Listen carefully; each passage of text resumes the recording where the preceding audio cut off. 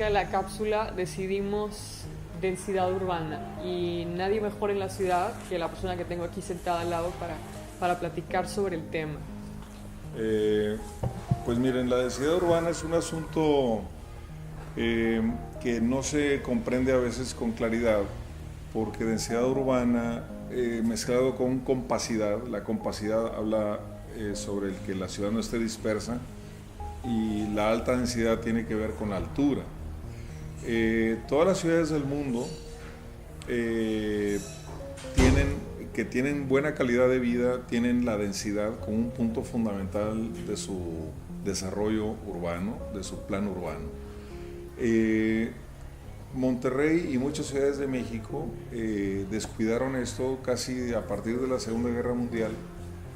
No sé si por un plan específico de alguien o de algo, determinó que todas las ciudades de México tenían la obligación de dispersarse o hacer como una especie de, yo le digo, desparrame urbano, porque no es algo positivo. Y bueno, pues ahora vivimos un poco las consecuencias de este fenómeno de expansión, pero del territorio, no tanto de la población. Y ese es un problema bien importante por entender. Ok, ¿qué podemos entender entonces ya más específicamente por densidad? Las densidades en las ciudades del mundo o en las teorías de urbanismo están definidas por habitantes por hectárea. Y en este caso, en México, hay una singularidad donde se habla de viviendas por hectárea. Eso no es tan relevante, pero sí marca ya un rumbo un poco miope de entender la densidad. ¿Por qué? Porque no es lo mismo una vivienda para 5 habitantes, para 8 habitantes o para un habitante. La densidad cambia radicalmente si estamos hablando de habitantes. Finalmente son el número de personas que viven en la densidad completa de una ciudad, y ese es el gran tema por discutir o por conocer. Bueno, a mí hace poco en una conversación de urbanismo me tocó escuchar sobre el tema de zonificación, ¿no? Que fue este fenómeno en el que dividieron las ciudades. De este lado de la ciudad vamos a poner todo lo que tenga que ver con oficinas, de este lado vamos a poner todo lo que tenga que ver con comercio, de este lado todo lo que tenga que ver con habitacional, y les pareció una muy brillante idea para no mezclar la parte residencial con la parte comercial, la parte industrial, y de alguna manera u otra eso beneficia mucho a las personas que estamos acostumbrados a vivir o por mucho tiempo en una zona residencial.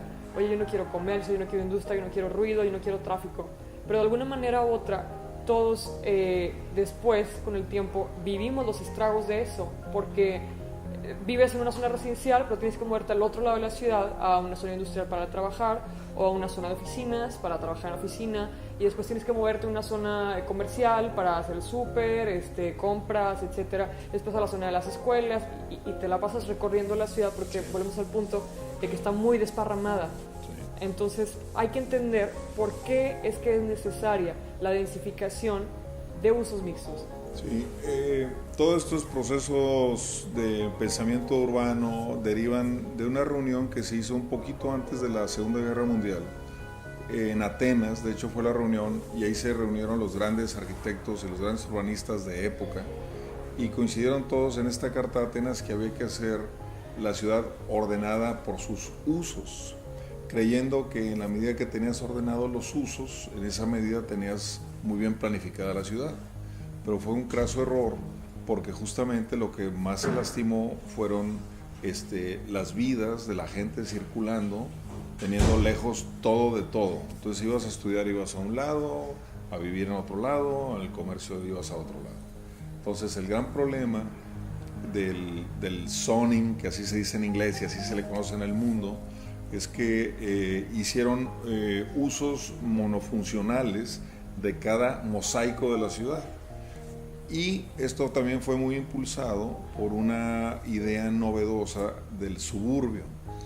La idea de vivir en un suburbio, esta especie de fantasía, un poco el American Way of Life, que es vivir en el borde de la ciudad, haciendo contacto con el campo y gozando el mundo urbano, fue un espejismo donde empezamos a caer todas las ciudades, y más en Latinoamérica, y yo sospecho que México es un ejemplo extremo de esto. En el fondo de esta idea, muy promovida por Estados Unidos en su idea panamericana, es que empezaron a generar una necesidad de automóviles gigantesca.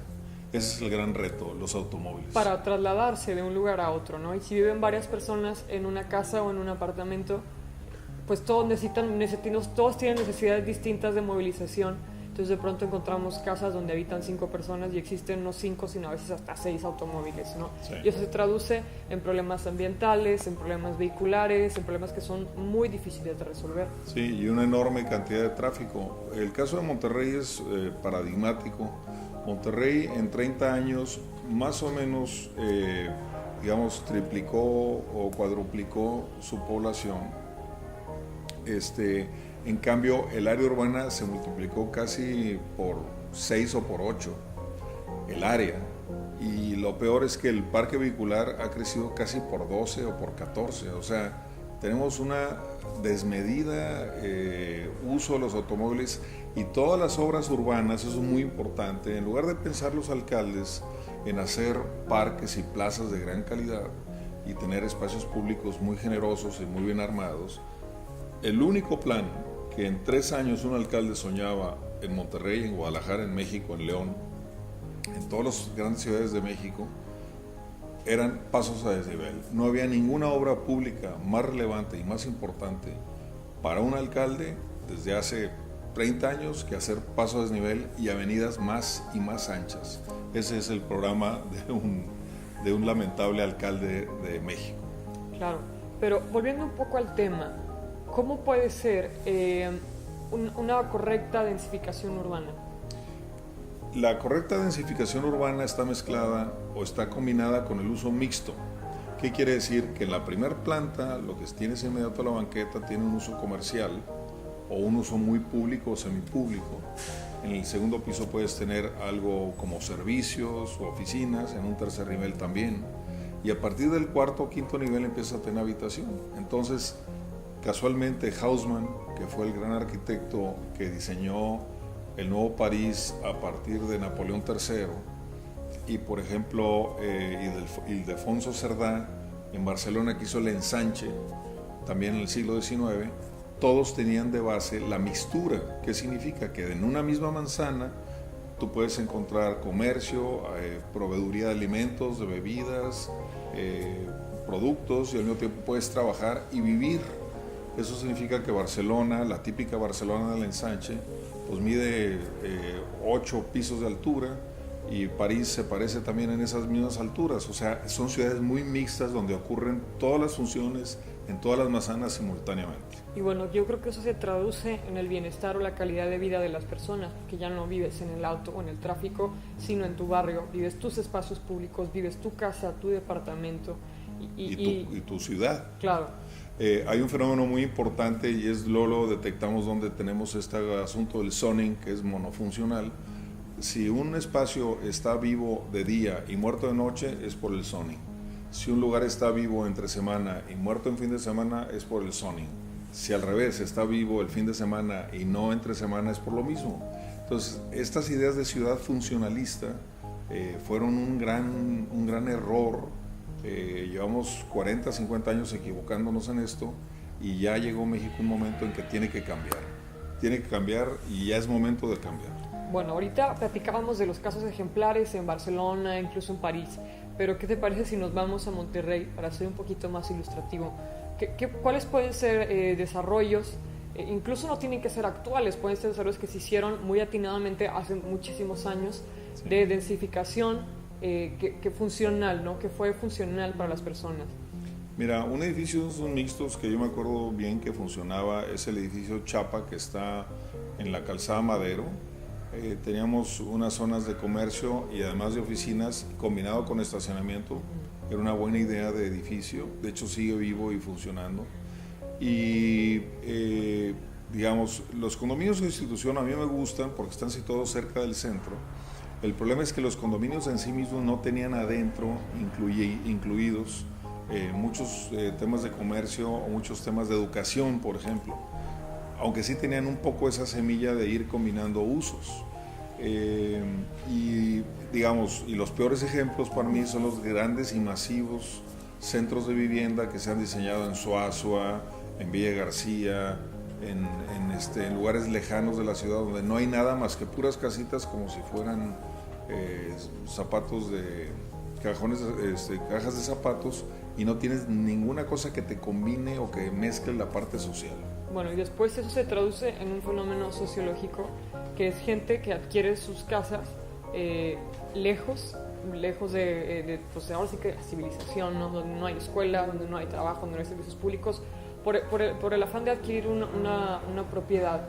Pero después de vivir varios años ahí y darse cuenta de lo complicado que es despertar todos los días 2 horas antes de la hora ya bastante temprano que tienes que hacerlo, y que no hay escuelas y que pases la vida en el tráfico, entonces hay un abandono de todos esos desarrollos y la gente prefiere venir al centro o a zonas más cercanas a la ciudad, al corazón de la ciudad, tras haber vivido el impacto que representa estar lejos de la área metropolitana. Entonces después es un fenómeno hasta para la ciudad, porque quedan todos estos desarrollos abandonados, porque están en desuso, nadie los está habitando, porque se vendieron muy bien, pero después la gente que vivió ahí a los 7 o a los 10 años se dio cuenta que se equivocó y están abandonados, y entonces ya después nadie los quiere comprar, y son una herida muy grande para una ciudad.